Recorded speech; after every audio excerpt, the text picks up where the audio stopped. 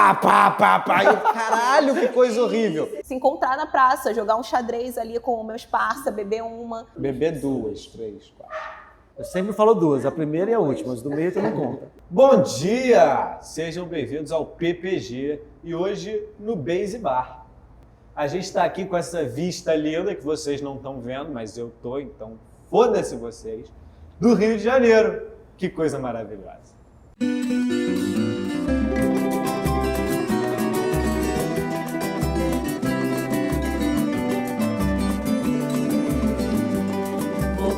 A Santo Antônio, a meu santo milagreiro, que interceda em sua graça por um pobre violeiro. Vou fazer uma promessa, Santo Antônio protetor, que me leve essa tristeza e me traga um grande amor. Meu amor que foi-se embora, disse que ia ser feliz. Eu sou Adriano Liseiro, meu arroba no Instagram é Geopanorama, estou do lado do meu amigo Figueiredo, o arroba dele é Figueiredo mesmo. E recebendo uma pessoa que eu admiro muito nas redes sociais. Encontrei ela só uma vez na vida, lá no meio de um rolê, lá quase não deu para conversar, mas eu vejo quase todos os vídeos dela, eu adoro mesmo, de verdade, aprendo muita coisa. Lilian Farriche, seja muito bem-vinda ao PPG. Ai, obrigada. Nossa, estou muito feliz de estar aqui, assim, estar conversando sobre esse assunto. É uma coisa que a gente vai falar aqui, é uma coisa que eu sou apaixonada. Meu nome é Lilian Farriche, já falo sobre artes no TikTok e no Instagram, já tem um tempinho. E o meu objetivo é esse, assim, tipo, usar as mídias e esse poder da comunicação que a gente tem para difundir ainda mais as ideias dos artistas e como a gente consegue construir uma sociedade que faça um pouco mais de sentido para a gente e para o futuro dela mesmo, né? Não, então, é isso. Eu acho que a conversa é a base de tudo e é isso que estamos fazendo, né? Ó, esse episódio começou errado por causa disso aqui, ó. Não, meu calma, copo está vamos vazio. resolver a situação. Pronto. Meu copo está vazio. Tem que resolver rápido. Nesse episódio, a Suspeito resolveu essa situação pra gente. Dá a taça. Aí, ó. Vinhozinho branco? Vinhozinho branco. Que uva que é essa aqui? É Chardonnay? Chardonnay. E aí a gente já brinda aqui. Olha, você viu certinho, ó. Não tem negócio de servir Tá até vendo? um pouquinho assim, ó.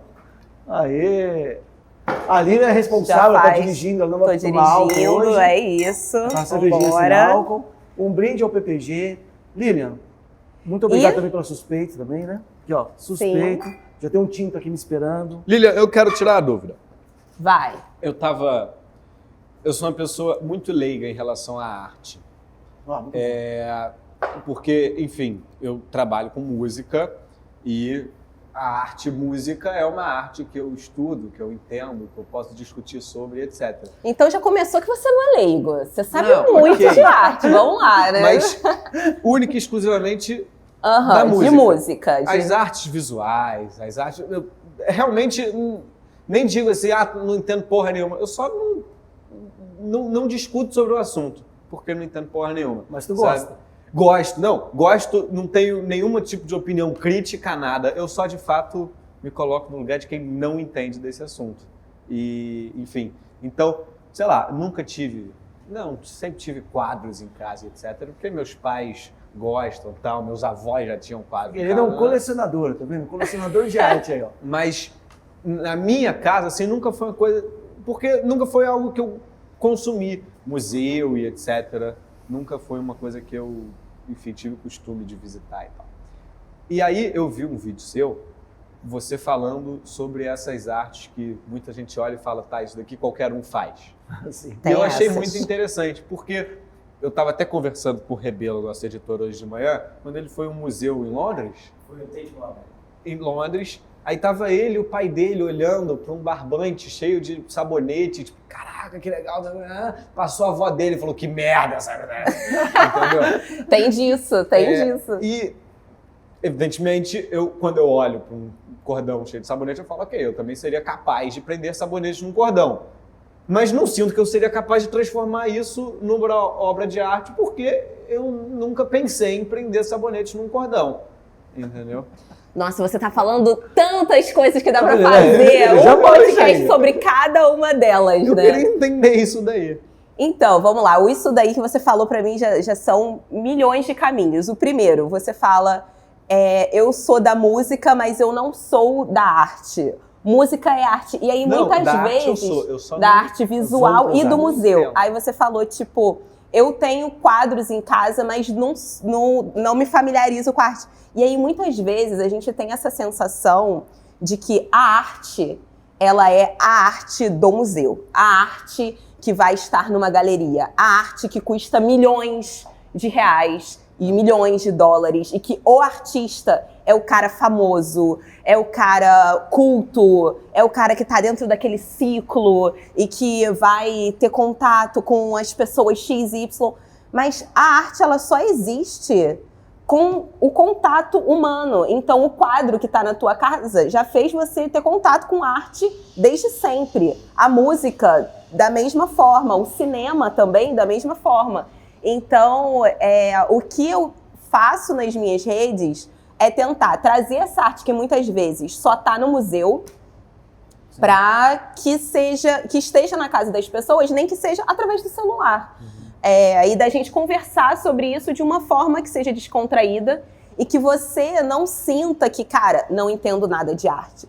Porque ninguém entende nada de arte. Só o artista que fez e o que está na cabeça dele, que ele vai sentir que ele entende aquilo. Aí, a partir do momento que eu entro em contato com aquela obra de arte, trazendo o meu histórico, eu não preciso de mais nada. Eu só preciso trazer a minha vivência, a minha história e como o meu olhar se relaciona com aquele objeto que para o artista representa outra coisa.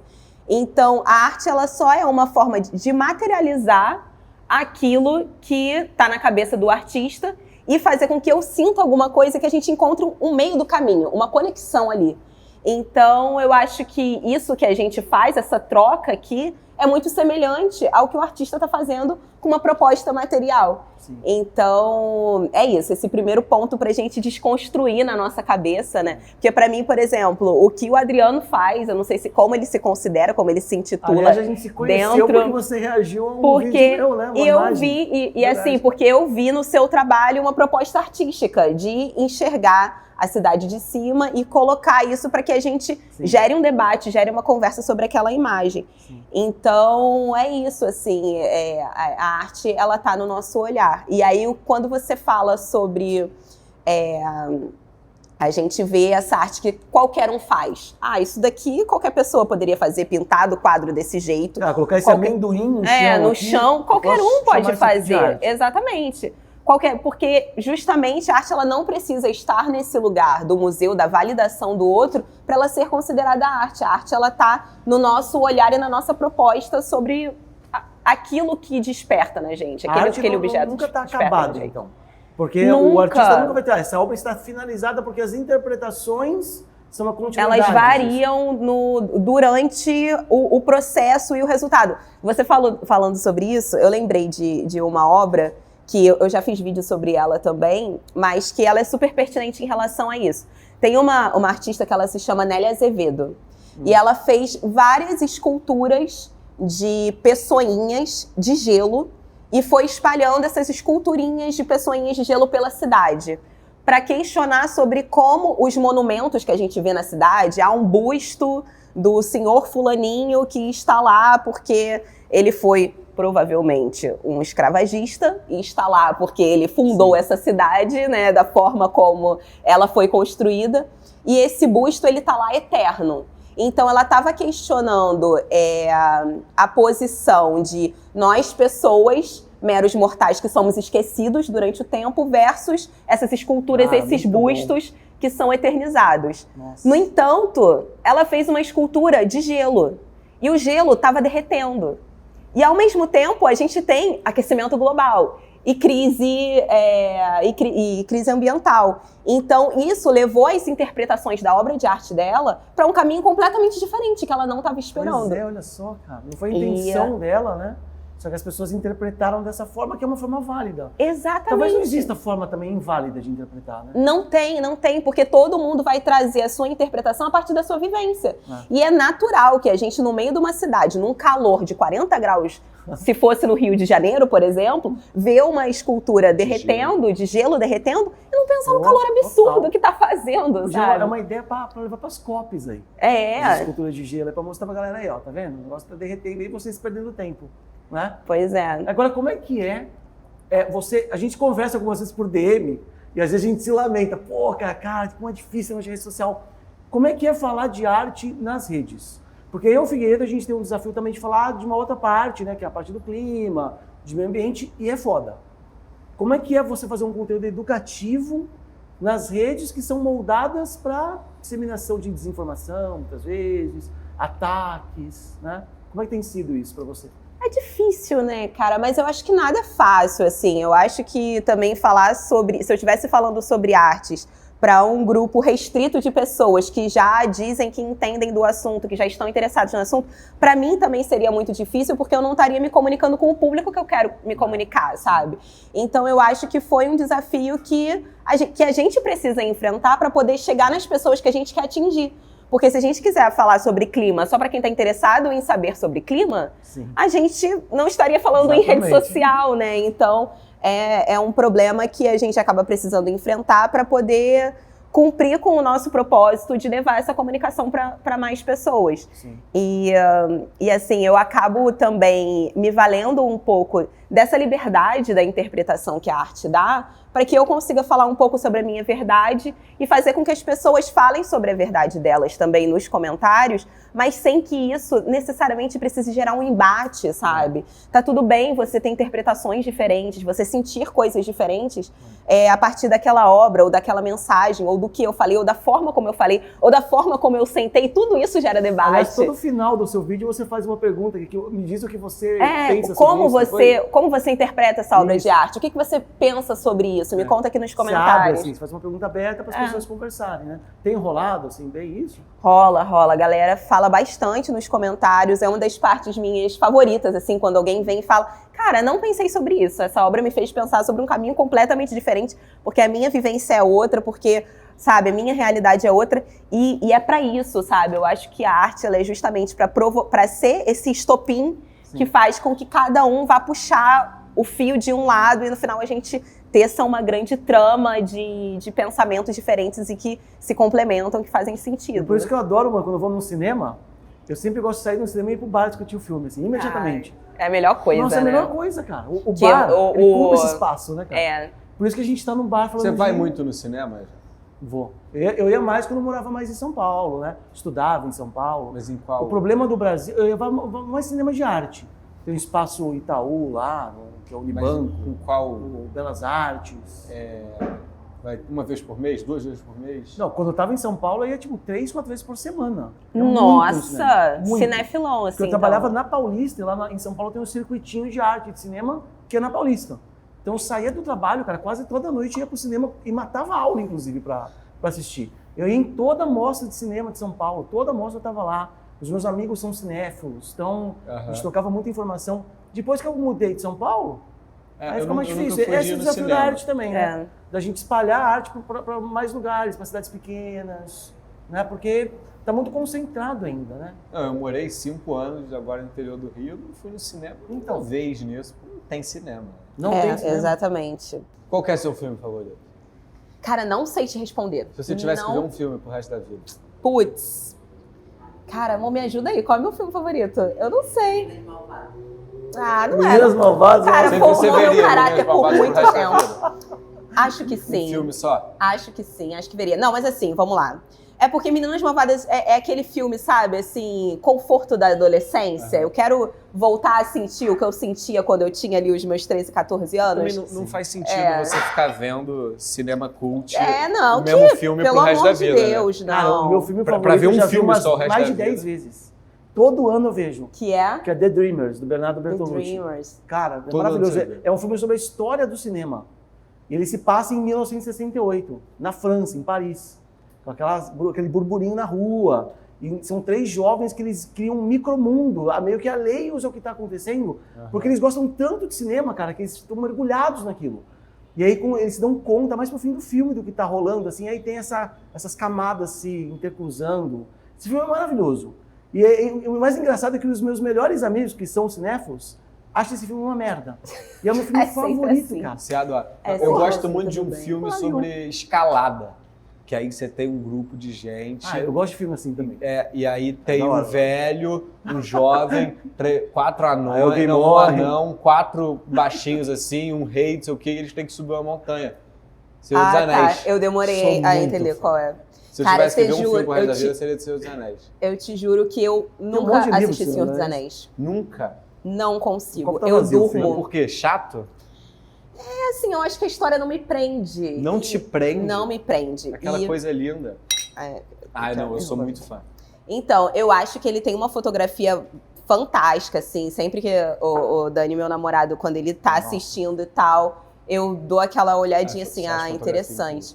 Mas é muito isso, cara. A arte como um todo não tem como agradar todo mundo. Não. Porque ela vai partir do princípio da tua vivência, aquilo que se conecta com você. Eu não consegui sentir essa conexão com o Senhor dos Anéis e não me pegou. No entanto, sou fã de Harry Potter, sabe? Então, eu acho que é isso. Vai te pegar em lugares diferentes. Aí, da mesma forma como você pode ir no museu e ficar andando pelo museu e nada te chamar atenção. Você achar tudo uma loucura e você ir embora pra casa sem aquilo dele te dizer nada. Sim. No entanto, você pode parar em uma obra e ficar 2 horas. Cara, por que isso daqui, sei lá, é esquisito desse jeito, ou é lindo desse jeito, ou... O negócio te prende, que te prende e você não sabe por quê. E aí você começa a trazer coisas suas pra aquela obra, né? O que eu acho mais legal do que você faz é que você relaciona.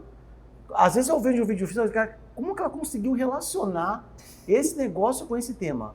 E você fala muito também de questões ambientais, de clima, já fez vários vídeos sobre isso. Então, da onde que saem essas ideias? Assim, como que é o seu processo criativo? Cara, essa é a minha pergunta. Me perguntam muito. Porque, cara, o negócio assim, eu faria um curso seu de processo criativo, assim, de verdade. Cara, me perguntam muito. Eu agradeço, assim, eu fico lisonjeada, mas eu não sei explicar, porque é de fato eu olhar pra uma coisa e o sentimento que ela me passa me faz vir outra, sabe, tipo, outra coisa. Então, e é muito disso, de eu estar consumindo notícia, de eu estar consumindo certo tipo de assunto, e aí automaticamente eu vou ver uma obra e vai me trazer mais para aquele assunto que eu estou vendo. Nossa. Então, se eu estou vendo muito sobre meio ambiente, automaticamente eu vou linkar com coisas relacionadas a meio ambiente. Entendi. Então, é muito disso, de trazer a nossa vivência mesmo, assim, não tem necessariamente, agora eu vou pesquisar em tal lugar sobre isso, ou vou fazer dessa maneira. É muito de vivência mesmo, por isso que eu termino o vídeo perguntando, tá, mas e você? Isso aqui é a minha cabecinha que tá noiada com isso daqui. E você? Pra onde isso te leva, sabe? Eu achei, assim, eu gosto muito que os seus vídeos são muito completos. E na internet é muito raro de você ver isso. Vídeos que, de fato, são capazes de te fazer mudar de ideia sobre um assunto ou te ensinar alguma coisa mais sólida, que não seja só alguma coisa muito superficial, porque a gente está caminhando para cada vez tudo ser mais superficial na internet.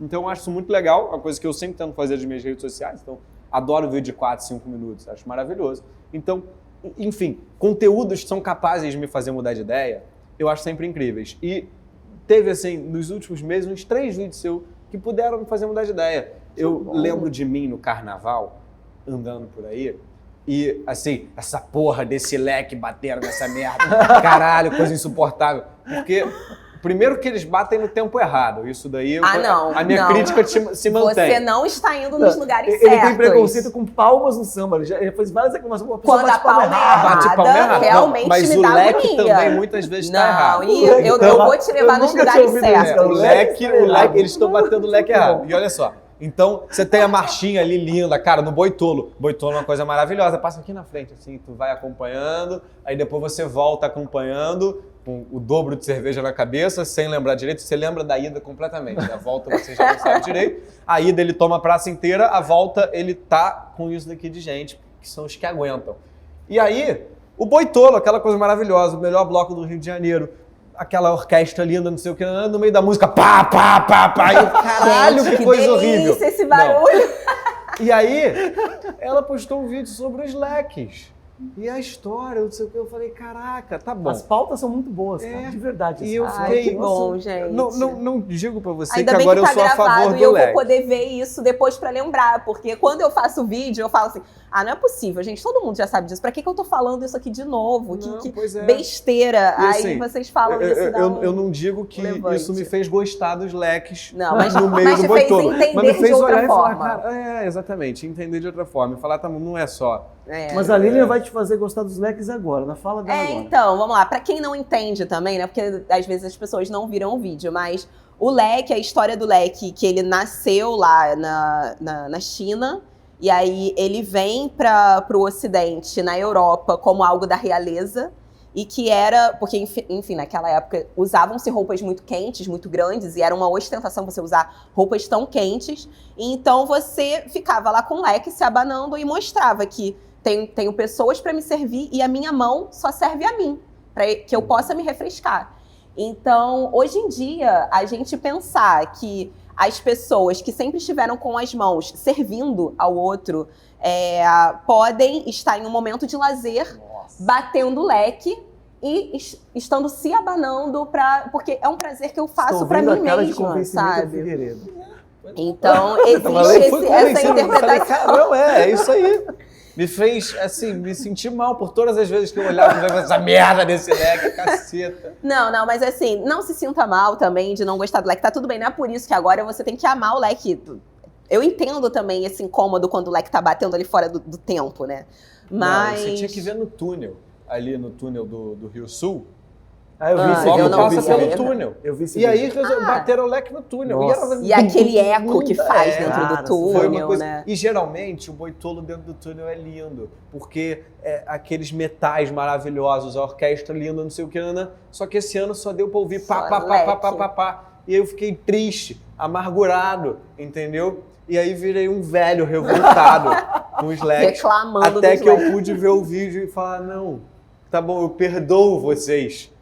Apesar de que o Boi Tolo dentro do túnel era mais bonito sem o papapá do leque. Mas eu não vivenciei o Boi Tolo nem antes nem depois dos leques, mas é isso, né? As coisas vão mudando também. A gente acaba precisando aceitar um pouco isso. Não quer dizer que antes era melhor ou pior, ou que sempre vai ser melhor ou pior.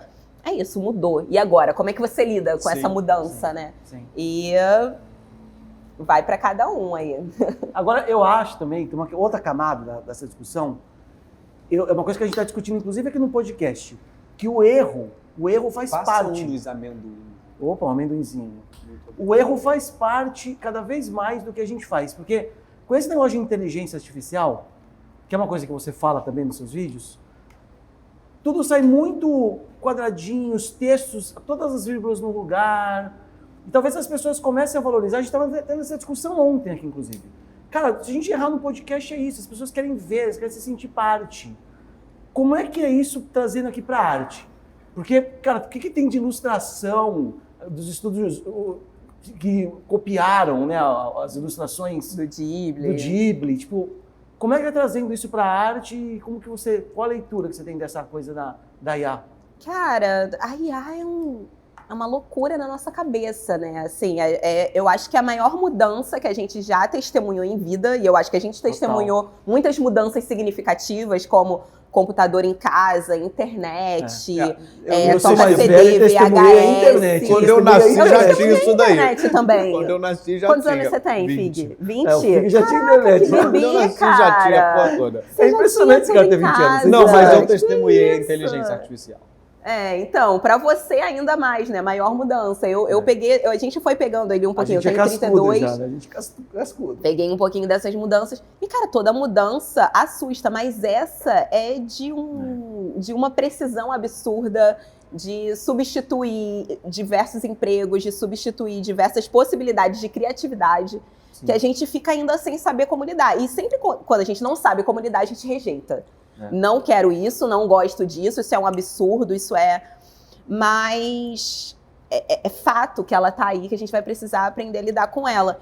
Eu imagino, assim, que pode ser um ponto de vista também um pouco saudosista meu, ou até por eu ter tido essa relação também analógica com as coisas, que a gente vai querer voltar mais pro que é real, assim, porque muitas vezes o que a inteligência artificial faz nos distancia da nossa essência. Assim como você falou, por que você gosta de uma obra de arte? Porque ela tem uma relação com aquilo que você é, com a sua história, aquilo se conecta de alguma maneira com você.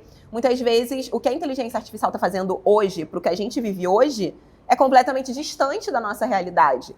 Essas imagens muito polidas, essas imagens muito perfeitas, simétricas, com uma pele que ninguém tem. Isso é tudo muito distante.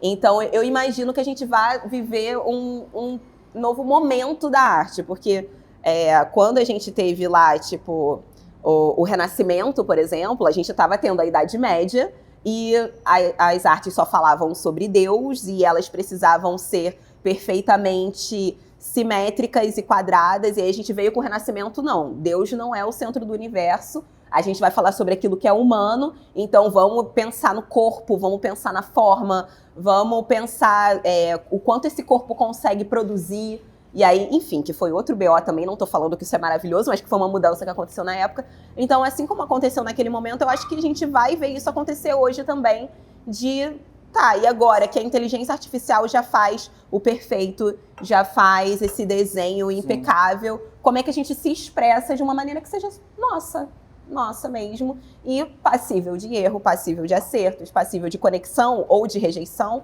Então, diante de tudo isso que ela tem ali pra... Cara, eu gosto muito de tecnologia, sempre gostei muito. Eu também. Então, quando começou essa coisa de inteligência artificial, eu lembrei quando eu era adolescente, quando eu era na época da BBS, começou a internet e tudo. E aí eu já não sei o que é BBS. Cara, a BBS precedeu a internet, era conexão de escada, era aquela tela preta, assim, tava nos fóruns, assim, muito loucos. Sério, só que não isso tinha daí eu não dimensão, vivi. né? Não tinha site ainda.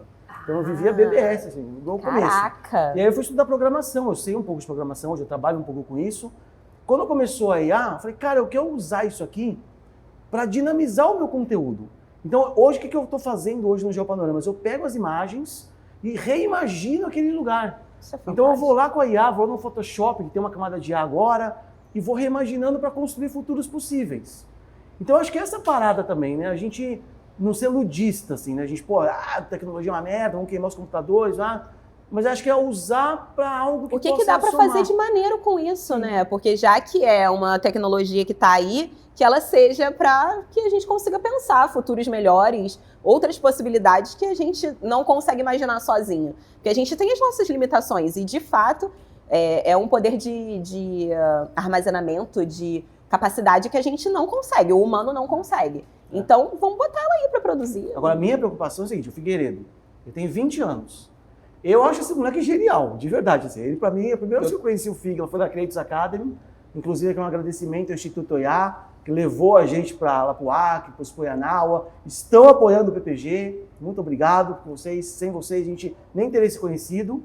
E eu acho o Fig genial mesmo, assim, pela idade dele, não parece que ele tem 20 anos. Eu também acho. Só que eu fico pensando assim, com a IA, um cara de 20 anos daqui a pouco, será que vai ser mais fácil encontrar alguém como o Figueiredo no futuro? Porque eu vi um artigo que as pessoas estão emburrecendo com a IA. Elas estão delegando coisas, elas não querem mais pensar. E o ser humano tem essa mania de que o conforto. Eu estou emburrecido. Né? E aí, também estou emburrecida. Como alguém que, assim, tá bom, porque vocês, quando essa coisinha surgiu, vocês já tinham uma idade. O Adriano, então, já tinha muita idade. Né? Não, eu tinha a sua idade. Nada contra. Não, quando a inteligência artificial surgiu... anos, acho. Não, mas, assim, eu sinto que há 3 anos atrás, quando eu tinha 17 anos, eu era mais inteligente do que eu sou hoje. Porque, primeiro, eu lia muito mais do que eu leio hoje. Tá bom, são várias coisas no meio disso, né? Primeiro que eu estava no ensino médio, então, enfim, eu estava estudando, comecei a criar conteúdo para a internet com 16 anos. Então, eu tinha que estudar muito. E eu lia muito. E não tinha o chat GPT para te ajudar. Não tinha o chat GPT para falar dos bichos lá. Eu lia muito. Minhas ideias de vídeo saíam de livros. E eu cresci na internet assim. E de um tempo para cá, por muitos motivos, não é só o surgimento da inteligência artificial, mas a vida ficar mais corrida, começar a trabalhar mais e etc. E aí o tempo de lazer que eu tinha das 8 às 10 da noite, que antes eu, enfim, estava lendo um livrinho, depois vi uma série a dormir, Hoje em dia eu tô trabalhando, aí depois eu vejo uma série e vou dormir. E não tenho mais tempo pro livrinho. Bem-vindo à vida adulta. Então, É isso aí, cara. Tô lendo menos, tô estudando menos, não. E tenho percebido há um tempo, fui chamado para dar uma palestra numa universidade e falou, você tem que falar por 1 hora. E eu falei, cara, não sei falar por 1 hora. E antigamente, se a pessoa me pedisse para eu falar por 1 hora, eu falaria assim, não dá, eu preciso de 2 horas para falar. E eu fiquei numa assim, sofrendo, cara. E aí fui estudar. E não fui estudar nada novo. Eu fui estudar o que há 2 anos atrás eu sabia, estava claro na minha cabeça. Se alguém me pedia para falar sobre um assunto, eu tinha ali as coisas muito claras, entendeu? De como que eu ia trazer. Eu fui reestudar essas coisas. Que eu não... Sabe? Claro, ainda estava na minha cabeça. Eu peguei o livro, fui ler. Estava lendo Armas, Germes e Ácido, de Jared Diamond. Fica a indicação, o melhor livro que eu li na minha vida. Então, eu fui reler aquele livro. E, enfim, lendo algumas coisas para isso, eu falei, caraca, eu emburreci muito, assim, especialmente no último ano, isso, cara. em número de coisa que tá na minha cabeça, profundidade do conhecimento, Tu tem usado etc. a IA para criar conteúdo, assim? Como é que Cara, é pra você essa eu parada? não uso Eu não. porque eu sinto que sai tudo muito artificial. E justamente pelo meu conteúdo ser da minha interpretação de uma obra de arte, aí eu boto uma obra de arte pra ela e falo, interpreta. Aí ela não vai vir com a minha vivência. Eu falo assim, cara, não é o que eu acho, E além sabe? disso, seu conteúdo ele é totalmente falado, né? Você Não tem como. coisa... Eu poderia mandar ela fazer um roteiro ali, né, e tal. E aí, o que eu tenho usado agora nessa versão nova do ChatGPT 4.0, como ele faz busca na internet, muitas vezes me ajuda a chegar em artigos científicos, em algumas coisas que eu não conseguia antes, Isso né? Porque com o Google eu precisava colocar exatamente a palavra-chave que estaria naquele artigo. Mas agora não, ele consegue buscar relações que não estão tão diretas ali. Então, para isso é muito bom.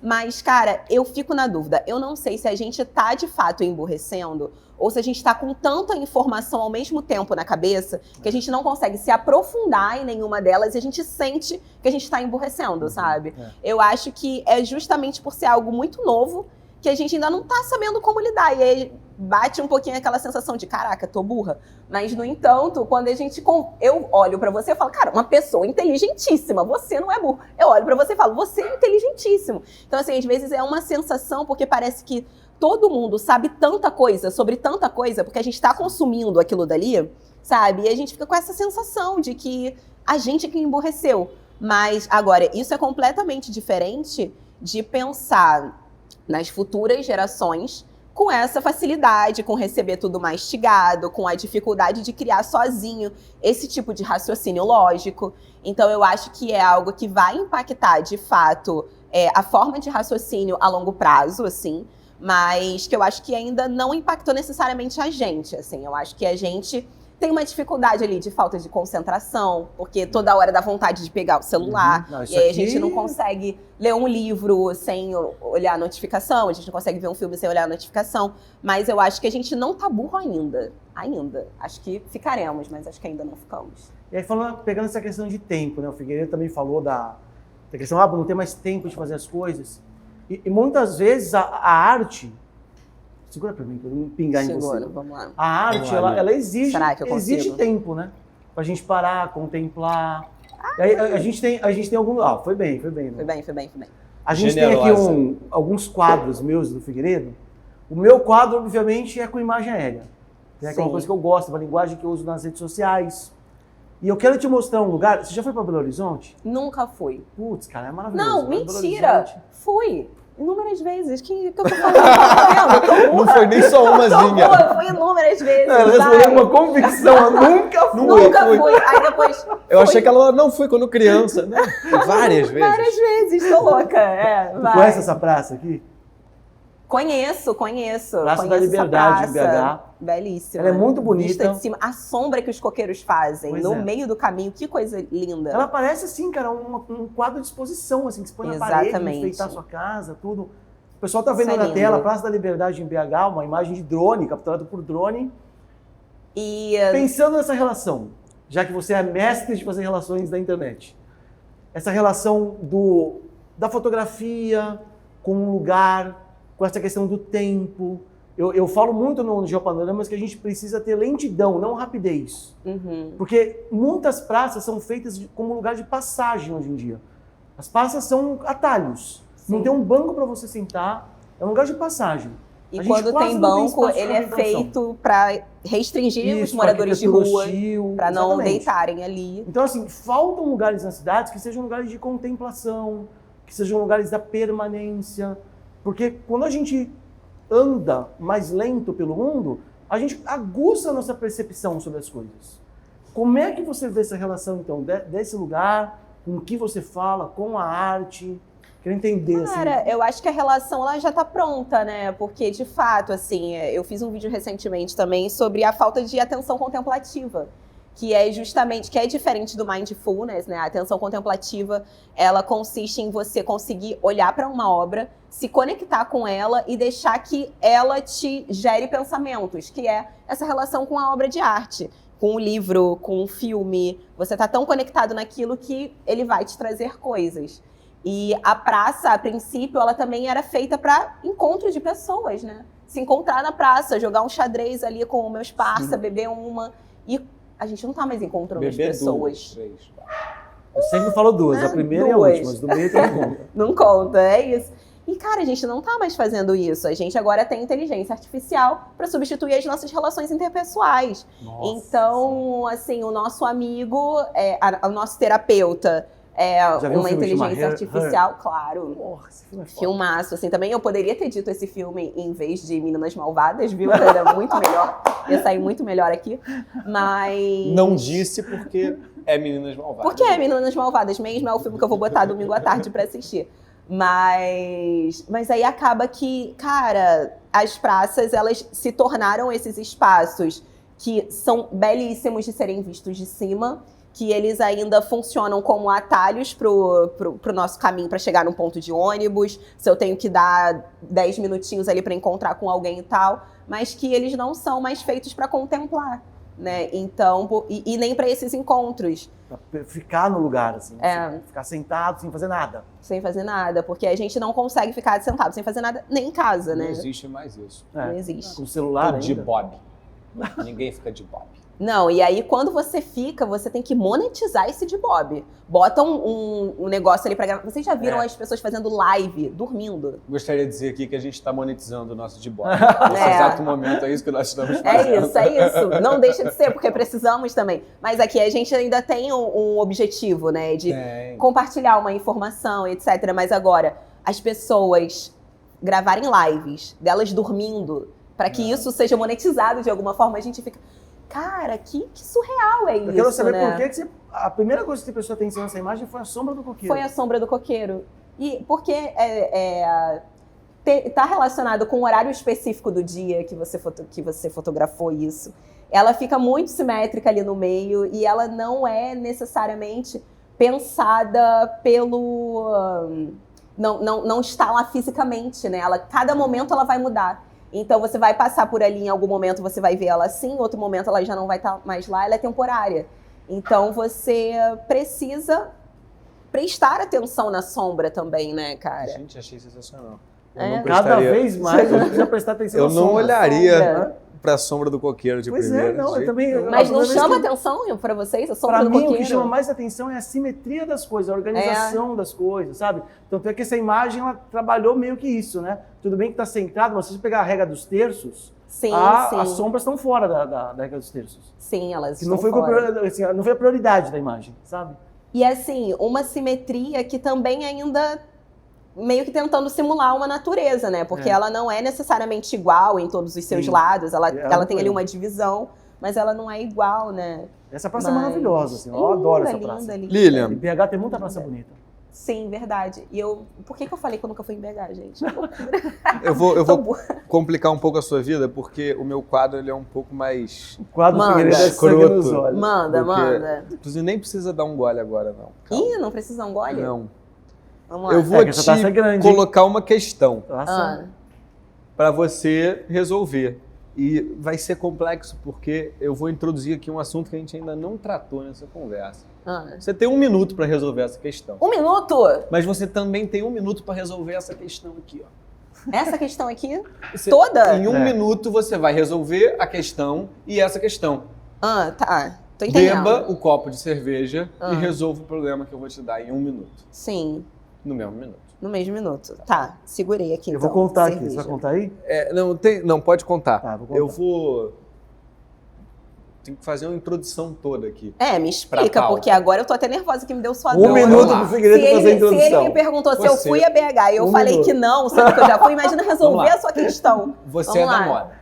Ah, E, assim, olhando para a indústria da moda, na minha visão de quem tá vendo aqui de fora, eu vejo basicamente 2 tipos de estrutura lá dentro. já tô resolvendo Uma- aqui, ó.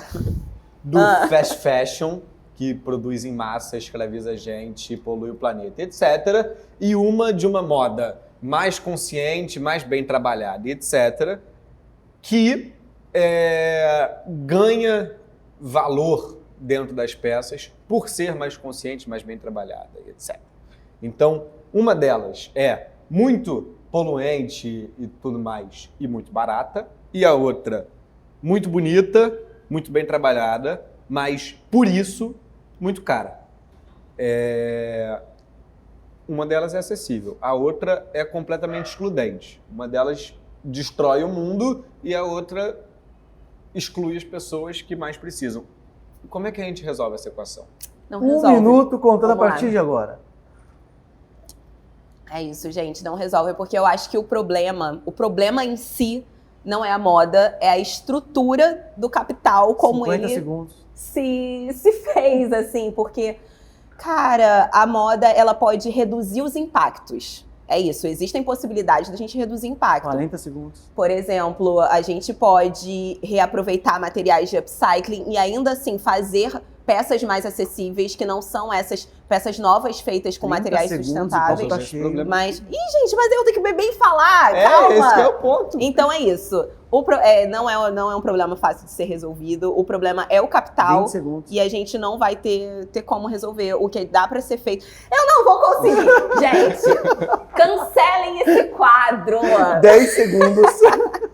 E o copo está cheio E ainda. o copo tá cheio. É isso. 5, Ninguém consegue resolver 4, as coisas ao mesmo tempo, 3, ainda mais problemas 2, complexos.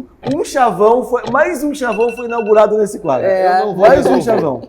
Cancelem esse quadro. A Cancelem Tainá de esse Paula quadro. teve Paula- essa situação. E ela Tainá de falou, Paula falou assim, ou bebo ou ou resolvo. Os dois não dá. Não tem como, não tem Não, como.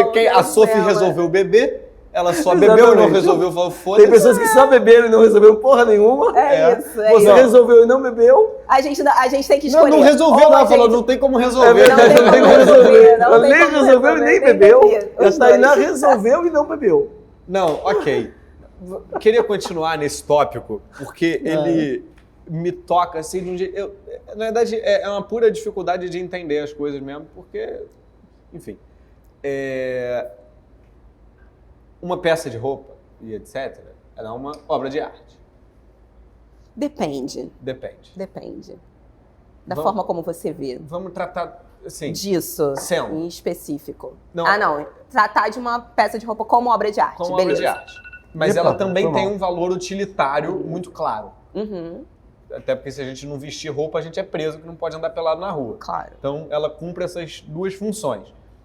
Por um lado, eu acho que a gente precisa, evidentemente, valorizar o artista. A pessoa que construiu aquilo, a pessoa que costurou aquilo, e etc. Pode ser a mesma pessoa que desenhou, que costurou, Uhum. pode ser tudo diferente. Por outro, a gente precisa tornar as peças de roupa acessíveis para as pessoas, né? Porque, enfim, se eu construo uma peça de roupa e falo assim, tá, essa peça de roupa aqui vale R$500, porque é a minha arte que está aqui dentro, e a minha arte vale R$500. Uhum. Quando eu tomo essa decisão, eu também estou tomando a decisão de falar, quem não tem Não tem condição de R$500, pagar não vai. R$500 não vai ter essa peça de roupa. Como é que fica essa história, assim, de uma certa... Qual história? Vamos lá. Especifica a história. Porque acaba que é isso, é assim que as coisas É assim. funcionam. Eu posso fazer da mesma forma que você vai fazer a blusa, você pode fazer uma cadeira para quem tem R$500 e para quem não tem. Porque é a forma como o capital se estrutura. Perfeito. Então eu acho que é isso, tipo, a moda e qualquer outra parte do design, da arquitetura, o que quer que seja que a gente esteja falando aqui, vai ter como minimizar os impactos, que eu vou usar um material de upcycling, ou até eu vou falar que esse tecido é sustentável. Sustentável até que ponto? Porque você está usando um tecido feito de garrafa PET reciclada, mas ainda gasta uma energia, sabe? Tipo, nada é 100% sustentável sem, sabe, tipo, impactar em nada. A gente reduz os impactos. Então, existe esse ponto. E hoje em dia, o fato dela ser menos acessível para a população é porque ainda existe essa indústria que ganha muito dinheiro com a moda de fast fashion e que para as pessoas ainda faz sentido que ela exista dessa forma, sabe?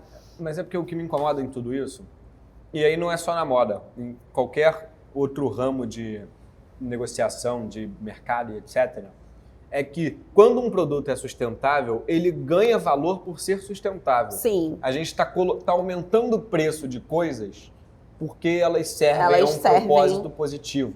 E isso passa a sensação, para quem está comprando, pelo menos a diminuição da culpa, né? Exatamente. A pessoa está comprando, na verdade, o direito de se sentir menos culpada por comprar. Exatamente. Mas eu tenho um certo medo de tudo isso. Tipo, a gente precisa de um mundo mais sustentável.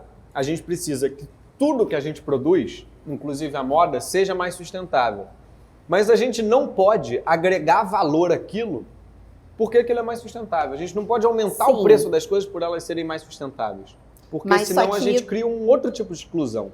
Eu entendo também, mas só que aí quando a gente para pensar na lógica em que esse tipo de processo, ele ainda é feito de uma forma micro, sabe? Ele ainda não atinge em larga escala para produzir roupa em larga escala, como é produzida da fast fashion, que também é um erro.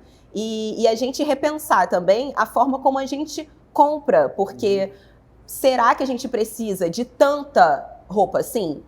Porque acaba que se a gente tiver uma roupa de boa qualidade, que seja sustentável e que seja com um preço um pouco mais elevado, a gente consome menos quantidade. Então, é uma mudança que ela precisa ser sistêmica, sabe? É um todo. E eu não vejo isso mudar de outra maneira que não seja com a mudança da influência mesmo, assim, porque enquanto eu estiver vendo meninas que falam sobre moda porque compraram num site da China e milhões de unboxings, ou então que compraram de marcas caríssimas e estão fazendo unboxing todo dia nessa quantidade absurda, mesmo que seja o material mais sustentável do mundo, ainda vai ter um enorme impacto no ambiente. Então é sobre material e também sobre quantidade e a forma como a gente organiza o nosso pensamento de consumo. Assim. Sim. Tem até um caso, né, daquele lixão de roupas no deserto do Atacama. Sim. Aliás, pode até colocar a imagem, a Rebelo que vai editar esse vídeo aí, depois coloca a imagem aí. E aí que é um lixão gigantesco no Chile, que rolou uma conversa assim, vamos pegar essa roupa e vamos ver o que tá bom, tem coisas boas ainda para serem usadas, e vamos vender. Aí eles montaram um site para vender essas peças, e aí a pessoa comprava no site e entregava na casa da pessoa. Eu acho que isso é um grande greenwashing. Porque assim, as empresas terceirizam o lixo delas para um país, para um território, e aí a pessoa que compra, que você falou, a consciência tranquila, eu comprei, estou ajudando a diminuir o lixão, só que o combustível que foi usado para transferir essa roupa, às vezes o cara está nos Estados Unidos, a peça voltou para os Estados Unidos. Então assim, o combustível, embalagem, tudo isso, não faz o menor sentido. Então a gente vive muito numa sociedade do discurso também, né? Os discursos são orquestrados para que as pessoas se sintam bem com as escolhas delas. Quando, na verdade, não é a escolha individual que vai salvar o mundo, né? Exatamente. Não é a escolha individual. E aí o que a gente está tentando fazer é justamente diminuir a culpa das pessoas diante disso tudo e fazer com que elas tenham, se elas tiverem um poder aquisitivo, prefiram gastar um pouquinho a mais ali numa coisa que é dita como sustentável, é vendida como sustentável, mas que, na verdade, nada vai ser assim, porque a forma como tudo foi estruturado foi feito para extrair, para a gente conseguir explorar mesmo a natureza, explorar e fazer riqueza e botar lucro em cima dessa roupa. Se essa empresa que fez essa logística de pegar lá os materiais no deserto do Atacama para vender, se eles não tivessem tido lucro, eles não iriam fazer. Pois é. Então, a lógica do lucro, ela muitas vezes não faz sentido se a gente está falando sobre meio ambiente. Eu tenho uma coisa anotada aqui que eu não posso deixar de perguntar para a Lili antes do episódio terminar, mas eu quero perguntar para vocês estão ouvindo bem o que a gente está falando? Eu acredito que sim, né? Pelo menos eu espero que sim. Mas é graças ao apoio que a gente teve, porque a gente não consegue fazer nada sem apoio, né? Exatamente. Então a gente teve o apoio da Hollyland, que doou os microfones para esse episódio, para os outros episódios do PPG também. Então a gente quer agradecer a Hollyland, aproveitar para agradecer o Instituto A mais uma vez, a Suspeito. Cara, esse vinho branco é muito bom, cara, de verdade. Já tô ficando bêbado aqui nesse vinho. E tem mais um episódio para gravar. Suspeito, muito obrigado. Quem mais, Figueiredo? Não, e tem, variedades, entendeu? Então aqui tem um espumante para estourar na cara dos outros. O vinho branco que a gente tá bebendo aqui. Cara, tô ferrado, não sei como eu vou gravar outro episódio. Olha só, hoje. o design desse vinho rosé. Não, gente, é uma coisa linda. Com esse azul aqui, esse ciano, junto Poderia ser uma obra de arte, isso, Lili? Não, Pode é ser, uma obra de facilmente, arte, olha só. De Não, design, sensacional. tudo. E, enfim. E a Devaneio, que não está nesse episódio, Devaneio. mas está em outros, que nos mandou uma boa quantidade de cerveja. Você disse que não era tão fã de cerveja artesanal, não é? Pois é, eu não sou muito de beber artesanal. Então, olha só, eu vou montar seu kit de presente aqui agora. Cadê o kit dela? Vocês vão me inserir nesse universo. Eu vou te inserir nesse universo. Assim que eu Pera gosto. aí. É assim, é com indicação dos amigos Daniel que a gente bebe, começa Daniel essas não. coisas. O Daniel bebe uma cervejinha. Presentinho pra você. Como você disse que não gosta de cerveja artesanal... Ó, vamos lá, eu vou ser iniciada pelos amigos. isso Essa é daqui a melhor que eu trouxe pra forma. você. Vamos ver aqui. Ele escolheu, a gente teve uma aula de cerveja no episódio do PPG. Temos uma cartinha. Uma cartinha. Uma cartinha. Olha, já na identidade. A vou ler curadoria da depois. cerveja foi por conta de uma aula que a gente teve num dos episódios. Teve um episódio Sério? só sobre cerveja. Boa. A gente escolheu uma Eu cerveja que preciso talvez você assistir esse goste. episódio, então. Exatamente. Com a Lud da Ó, Ipacondê. Ó, A Devaneio do Velhaco é a melhor cervejaria artesanal do Brasil, não tem conversa. É realmente sensacional. A melhor cerveja que eu já bebi na minha vida se Maravilhosa. chama Rialto e é uma cerveja deles. Eles têm, inclusive, uma cerveja chamada Proibido Pisar na Grama, que é o nome do nosso podcast. proibido. O podcast Eles só estão chama Proibido Pisar na Grama por causa de uma cerveja, gente. Gente, que enfim, massa! eles estão apoiando nossa temporada. Eu escolhi pra você, como você disse que não é muito fã de cerveja artesanal, uma Vitibia. Que ela é Nossa, mais e você suavinha, acertou em cheio, porque justamente quando eu tento ali uma cerveja artesanal é nessa vibe aqui que é bem mais leve, é suavezinha, docinha. assim, mais docinha. Você tem uma Vitibia. É Amei. muito boa. E a Amei, segunda vou parte amar do com presente é um certeza. vinhozinho da Suspeito, que você pode escolher. Vocês não fizeram isso. Escolha a cor do seu vinho. Temos 3 aqui, Gente. temos um rosé, um branco e um champanhe. Escolha seu. artística. É claro que eu vou escolher o rosé, pelo amor de Deus, eu sou fã de Meninos Malvados, é óbvio que eu vou escolher o rosé. Lindo, essa garrafa linda, perfeito, vou adorar. Uma Obrigada, obra de arte. gente. Suspeita uma obra de arte. Isso aí. Amei, tá aqui, vou levar com carinho. Quebrar com Eu não posso terminar esse episódio sem conversar com vocês sobre land art. Land art. Porque vamos assim, é que eu falar. faço no Geopanoramas, mostra as land coisas do art. alto, tudo. Tem artistas que usam a paisagem em uma escala surreal para fazer arte com isso. Eu queria muito que as pessoas conhecessem, que desse algumas referências para as pessoas que estão assistindo a gente, explicasse o que é land art. Land art, assim, pra quem quer começar a entender sobre land art, eu acho que assim, o Smithson é um dos artistas mais fantásticos em relação a isso. Ele é norte-americano, mas assim, ele conseguiu fazer trabalhos muito impactantes em O que é em land art, para quem está assistindo a gente? Vamos não lá, sabe. land art, vamos explicar para ele. É. Então, land art é quando você consegue mexer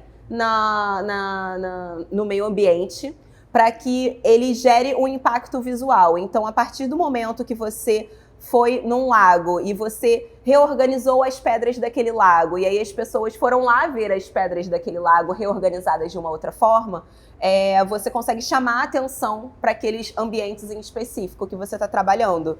Então, tem um artista que vai me falhar o nome, mas eu mando todos para vocês depois colocarem aqui no vídeo e a gente dá os Colocar na créditos. descrição do vídeo. Eu sou terrível com nome, eu não sei se vocês são assim Não, também, também. mas eu sempre fui... Você se apresenta para mim Às 2 vezes eu minutos esqueço o depois meu eu próprio esqueço. nome. Eu esqueço também.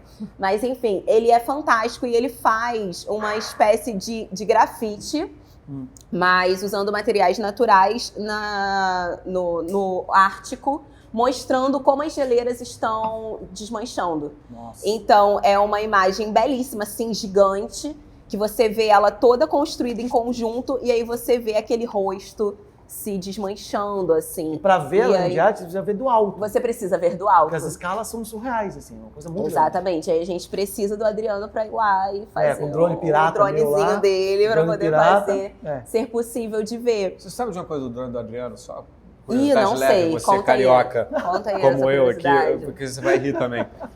Chamei o Adriano para um trabalho Eu tenho uma atualização sobre essa em história de outubro, hoje. sei lá. Adriano, precisamos gravar um vídeo sobre uma horta no Engenho da Rainha, na comunidade. Sei. Você não vai conseguir vir pro Rio, mas eu te mando umas imagens e você faz um vídeo lá, não sei o quê. Ele falou, não, então, será que eu consigo ir pro Rio para poder subir o drone na horta? Eu falei, Adriano, Tem algumas questões. é uma comunidade no Engenho da Rainha, você não vai conseguir subir o drone na horta. Ele, não, mas não tem problema, porque eu tenho um drone que se levar um tiro, tá tudo bem. Adriano, não é sobre o tiro sobre no drone. isso. Exatamente. Essa não é a questão. O tiro pode não ir só no drone. Pode ir quem levantou tá o drone. pilotando. Então, Adriano, assim, besteira, não sei o que, essa gente exagerada, né? Ai, Aí fui Adriano. gravar no Engenho da Rainha. Sabe o que Oh, aconteceu meu no meio da gravação? Tá, Pipoco pra todo lado. No meio da gravação. Aí o Adriano, não, é verdade, né? Acho que não dá pra subir o drone. Antes de vir pra cá, Porque o nesse drone episódio, pirata dele sobe Cara, tranquilão em antes de Belém, vir pra cá, sobe isso. tranquilão em Minas Gerais, sobe tranquilão não sei onde. Agora, Mas eu no mandei Engenho da uma Rainha, mensagem eu pra não sei se Tainá sobe. de Paula, que já esteve aqui nesse podcast. Falei, Tainá, eu quero aproveitar que eu tô no Rio pra ir numa praça, porque eu tô fazendo um conteúdo sobre praças públicas. Por isso que eu te Aham. mostrei a praça hoje também. Eu quero filmar praças legais aqui do Rio. Me indica algumas praças. Qual foi a resposta da Tainá? Que foi a melhor resposta possível. Cara, eu tô fazendo praças nas periferias. As periferias precisam de praça. Eu falei, Tainá, eu preciso conseguir levantar e pousar o drone sem que ele seja alvejado. Agora que você já está com essa Aí o que a experiência, Tainá falou? nada como Aí ter eu falei, não, experiência. eu vou fazer uma curadoria de praças pra você, eu te mandar. Aí tô esperando ela me mandar as praças pra eu ir lá com o drone. Porque o problema não é o tiro no drone, na verdade, né? Porque eu preciso mandar o drone de exatamente. longe pro drone filmar a praça. O drone vai 10 km. E eu tenho um drone que chama Kamikaze, que é um drone pirata, que ele decola de qualquer lugar.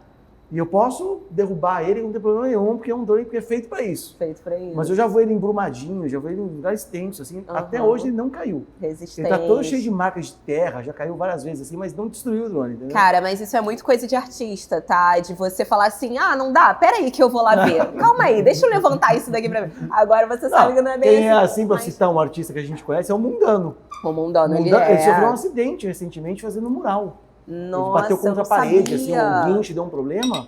Ele bateu na parede, se machucou, tudo assim, mas ele tá bem. Assim, Meu Deus, tá? ainda bem que ele tá bem, porque o trabalho dele também é maravilhoso. fantástico. Não é além de arte, mas vem desse lugar também de você abrir o espaço pra arte e falar pra galera, oi, não esquece que eu tô aqui, não esquece que aqui tem um problema, aqui tem uma questão. A arte não está só no museu. Ela não...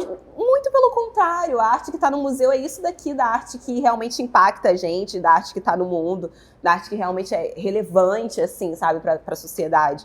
Então, a arte do museu, ela é uma fração só, existe todo um ecossistema ali fora dela.